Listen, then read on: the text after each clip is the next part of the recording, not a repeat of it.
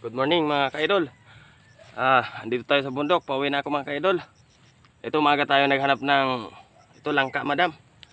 Mga madam, mga sir, langka.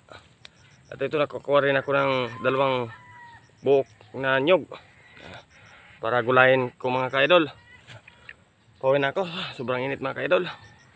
Sobrang pawis ko na.